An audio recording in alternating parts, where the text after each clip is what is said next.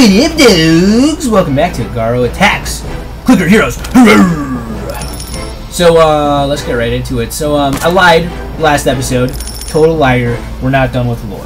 Yes, last episode took 20 minutes for me to explain 8 ancients. But then again, it's like 8 ancients out of the way.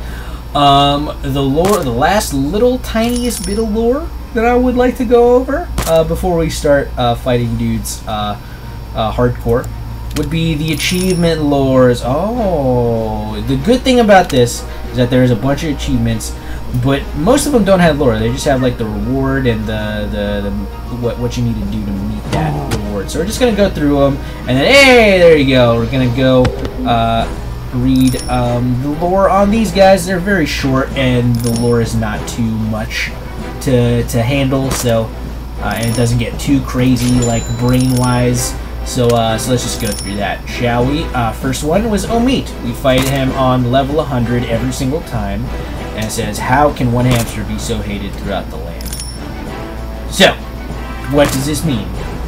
Well, first off, we fight a hamster, first hamster ever, and apparently he's the most hated out of the land. That's probably why there is a bounty on him. These are all bounties, and somehow all of these monsters or bosses or whatever you want to call them caused some problems with the not just like the world, but also like straight up villages and towns and whatnot to get these bounties on their heads.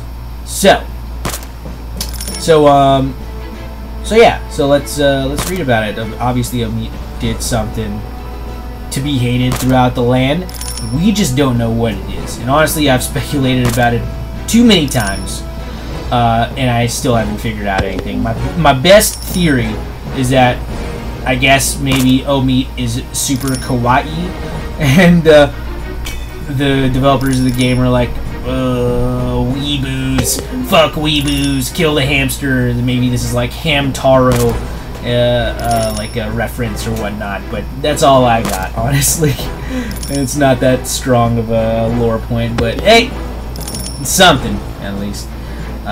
There's no bounty on the green one, but once again, this mud golem is basically like what the model of the green one looks like, sort of, kind of. It's just a big old dude. We did something wrong. Once again, we just don't know what it is, and it doesn't even say that he's hated. People just want him dead, apparently, which once again goes into our lore point of saying we're bad guys, not good guys.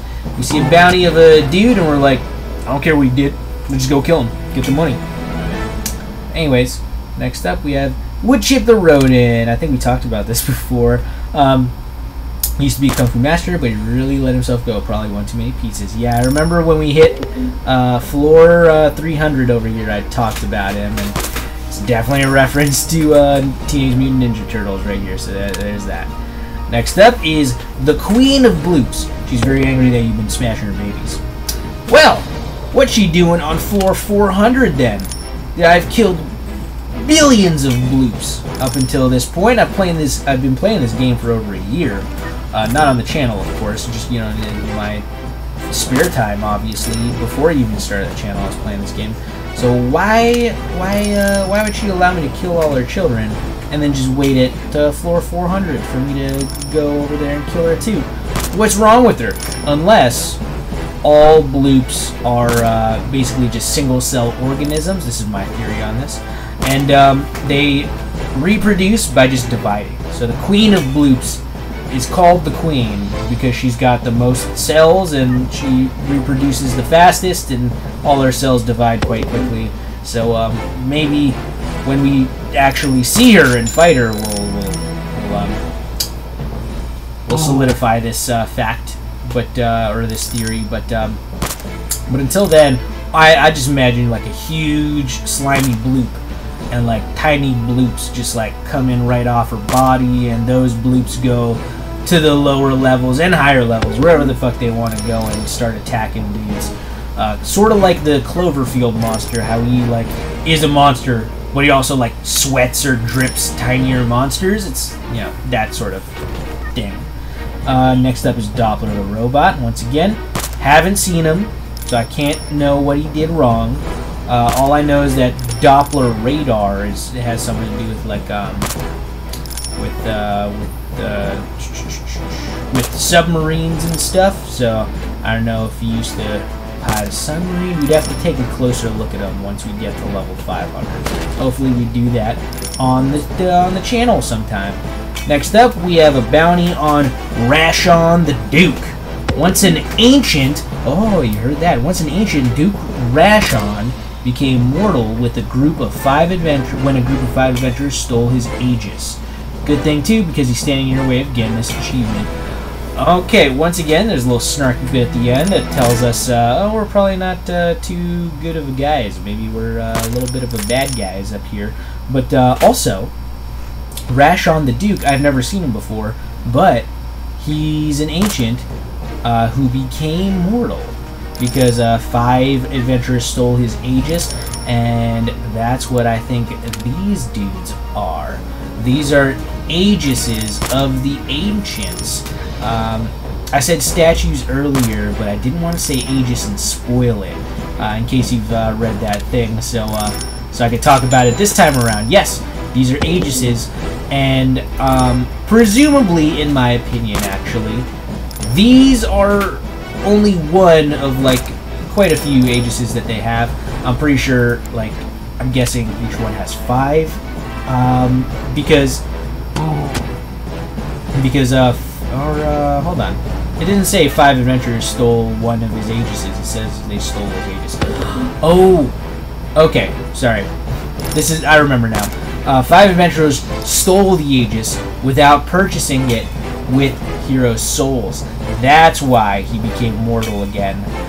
Because the hero souls did not channel into his ancient, benevolent personage and keep his incorporeal form, such as, so when people took away his Aegis, you know, he had no power left, so he became mortal again. This was not his choice, in my opinion.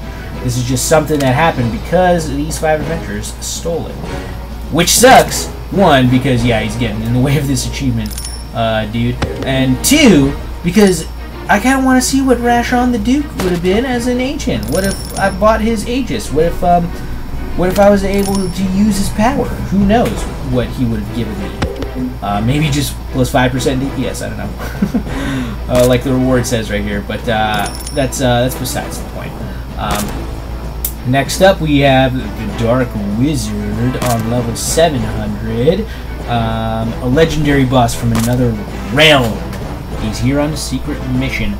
Realm, in my opinion, does not necessarily mean a different universe. Okay? It's the same way how Thor from, like, the Thor movies and from the Avenger movies says he's from a different realm and that Earth is in a different realm. It's just different parts of the galaxy that are very important and, like, significant in some way. So the Dark Wizard, he's definitely not from Earth or whatever planet we're on right now. I'm just presuming it's Earth. It probably not even is, but he's from a different area, different realm. Dark Wizard. Think about it. This guy could be Loki. I haven't seen him, so I would like to get to level 700 to check him out real quick and be like, oh, you Loki dog? But otherwise, I'm just assuming he's like, you know, a dark magician in the Yu-Gi-Oh cards and whatnot. Anyways, next up, we got a bounty on Takeo, the head of the octopi. Defeat Takeo, head of the octopi. Reward, plus 5%. Yes, he'll probably come back if you kill him. And then, level 900, Takeo returns. Defeat Takeo again. This isn't even his final form. Yep, just a couple of joke lores right there. Takeo, head of the octopi. I mean, there is a little bit of thing to talk about this. Head of the octopi. Looks like he's some sort of a arthropod right there, so if you kill him, like, without, I'm saying, like, if you chop off stuff from him without actually killing him, he'll definitely, like, grow those shits back, so that's probably what happens. We don't kill him the first time. We get the bounty somehow. We were like, yeah, we killed him. We brought back a few of his tentacles, and they're like, alright, good job. And then he just ravages the town again and says, hey, I thought you took care of this dude. He's like, oh, I guess he grew his shits back. Of course he grew his shits back. He's an octopus. I thought you killed him. Alright, we'll go do it again. There you go. Those are the 2 bounties that you do on Taiko, because Taiko's a fucking bastard. And then last but not least, we got Lagomorph of Serbanog. I have no idea what this is. I can't even speculate. All I know is that it's a big old thing in the community, so I kind of want to see it, get there and see it. On level 1100 right there, huge old achievement right there, and I would like to, you know, be a part of that, you know, dudedness where I know all the jokes and whatnot and shit. But until then, we got ways to go, buddy. Anything else? I told you it's not going to be too much. The bounties are pretty much the ones that have all the lures on them. Let's see. Pretty sure. Oh! For some reason it does it on this one, but not this one. I still haven't gotten this one because, holy shit, 250,000 clicks. But I have gotten this one. It says R.I.P. in peace, mouse. Rip in peace, mouse. Which, if you know what R.I.P. means, it means rest in peace. So he's saying rest in peace, mouse. So much peace for our poor mouse. And I think ever since I started playing, it's been with the same mouse. It's a wireless Mac mouse, like for the shits and whatnot. So yeah, poor fucking mouse. And it's funny that's self-aware right here too. Yeah, it's sort of lore, but it does say like, oh shit, there's a dude using a mouse to click on enemies, and that's why I am the clicker hero. Whereas all these other heroes don't know what the fuck that means. So what do you mean mouse? What the fuck's a mouse? I thought you were attacking these dudes the whole time. Yeah, I'm attacking them with my mouse. Back home. You probably don't know what any of this means, dude. No, sorry, Bog. Bruh.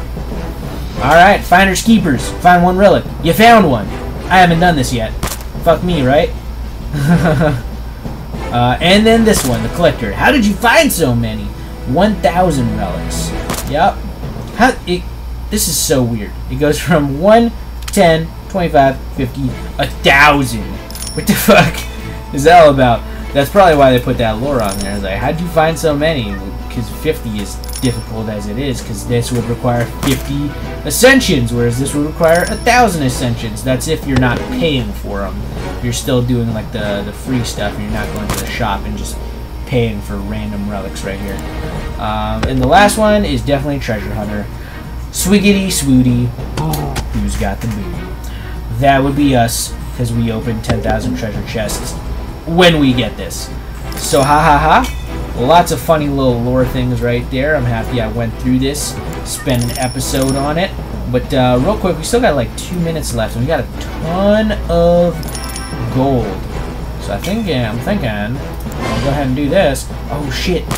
Is there? Can I get a little bit more? Can you give me a little bit more, game? Come on, I just need one more. Oh no, wait! I'm at level 100, so I can get this right here. Never mind, I'm good. All right, let's see if we kill the boss now, because we're basically doing 150 times as much damage. So yeah, there he is. Let's go in progression mode. Let's see how far we can get before we hit a plateau here. Alright. Yeah, these guys are going to be done super soon. Well, while we're waiting, I guess we'll just read the Atlas's like beginning thing right here without going too much in his lore, because I still don't know it, because I still haven't hired him yet. But let's go ahead. Once a captain of a warship, he was condemned to depths of the sea after his ship was struck.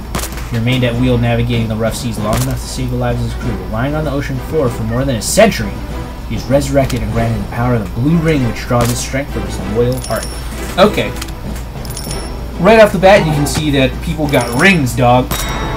Dread Knight's got the black ring, Atlas got the blue ring. It turns out that all these rings are relics of, in my opinion, the ancients right here, who hold immense power within them, giving people the power of the gods, and even more so, honestly. Dread Knight amplifies his darkness with his black ring, and Atlas amplifies his like seaworthiness with his blue ring.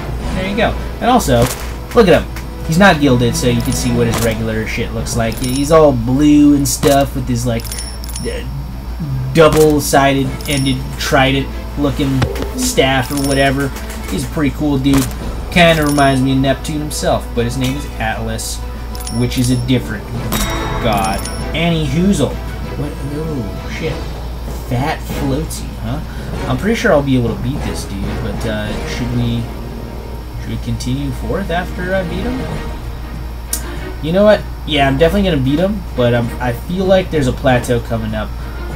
So I'm just gonna go ahead and stop the video and restart it basically immediately, so he can do some work on the next 5 levels and on the boss coming up soon. I'll catch you guys then. Like, subscribe, comment if you're enjoying the series so far. I know I am, and I'll catch you guys later. Peace out.